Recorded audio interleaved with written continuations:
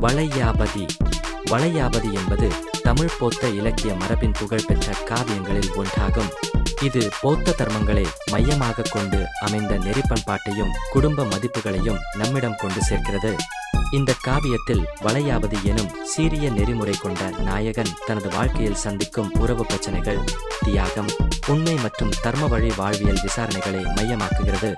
காவியத்தில் மனைவியும் மகனும் இடையே வரும் விசித்திரமான பிணக்குகள், ஊர் மாறும் பயணங்கள், போத்த தர்ம சொற்பொழிவுகள், காதல் மற்றும் சமுதாய நெறிகள் ஆகியவை கலந்துரையாடப்படுகின்றன. வளையாபதி குடும்ப வாழ்க்கை.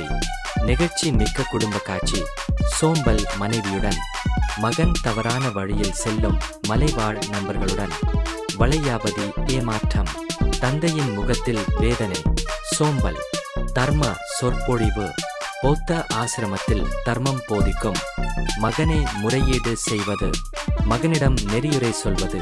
இரவு நேரத்தில் விளக்கொளி. மகனின் மனமாறல். தவமிருக்கும் மகன். மனதினுள் குழப்பம். ஊரை விட்டு கிளம்புதல். உழைத்த வயதான வளையாபதி. யானை மேல் பயணம். புதிய ஊர் அன்புடன் வரவேற்பு. பேத்த மக்கள் போ மழை பொழிந்து வரவேற்பு. மனைவியுடன் வாக்குவாதம். குடும்பத்தில் தர்மம் குறித்து வாதம். மகனை சமாதானம் செய்தல். கண்ணீருடன் மகனை மடியில் ஏற்றும் காட்சி. பெல்த தர்மம் உணர்வு. ஆசிரமத்தில் கஞ்சி வழங்கும் காட்சி. விழா நாள் உரை. தர்ம உரையை கூட்டமாக கேட்டுக்கொண்டிருக்கும் மக்கள். வளையாபதி. வலிமை யானையை நிறுத்தும். யானையை தன்னாலே நிறுத்தும் தர்மசக்தி. மன்னரிடம் தர்மம் போதித்தல். மன்னர் தர்மத்தை கேட்டு உணர்வுடன். வஞ்சகரின் சதி.